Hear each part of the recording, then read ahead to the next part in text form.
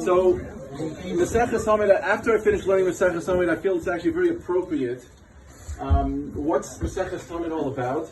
So it's explained that Tamid is referring to the Tamid, the Korban Tamid, in the morning time. It's a Korban that's brought, the first Korban that's brought in the morning, and it's also the last Korban that's brought in the evening time. And it's so appropriate because Tamid means that this is something that's brought day in and day out. It's brought in the morning, it's brought in the evening, Baboker, and it's also brought in the evening time. And in a certain way, this kind of, this totally exemplifies Ba, because Ba was Tamid. Ba was somebody who was consistent in whatever he did. He woke up in the morning, he had a schedule, and he never missed anything. Whatever it was, Shacharit, Mincha Marev, his Sadarim, he was always making his start. From morning till night, he had his Seder, and that's just something that exemplified Ba, is that he was Tamid, he was constant, and he was consistent. And just an example for everybody, his children, the people around it, just something to continue his legacy. And whatever we do, whatever we take from him, and we conduct ourselves with that, that is a schut to him, to his neshama, and that's an aliyah for his neshama.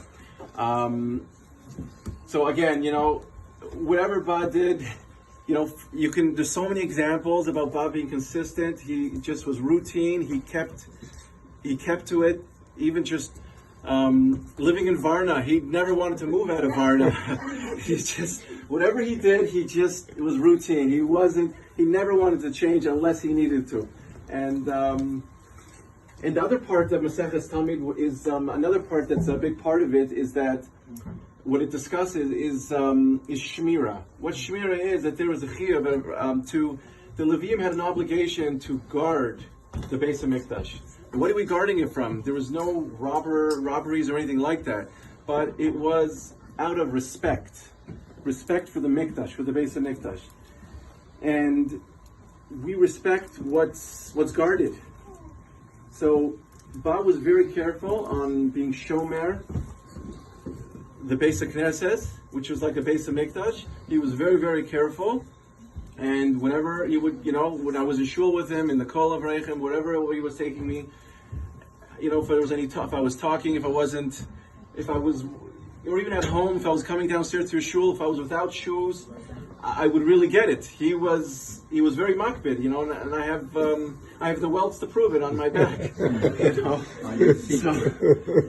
So Ba was very, very makbid. He was shomer on the Kedushas Beis HaKnesset. He was shomer on the respect. And I just felt this Masechta was so apropos for Ba and how he conducted his life.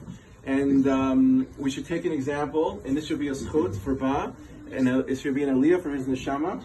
And as soon as we finish the siyum and we're able to have some food, again, just remember that the whole point is to make a bracha, as many brachot as possible. And again, it's li'ilui nishmat Rephael ben Geda, and that's the whole point of why we're here today, is really for an aliyah for his neshama, and make as many brachos as possible, and have that in mind. So with that, I'm just going to say the last part of Maseches Tamid, and it really has to do with the Leviim said shirim in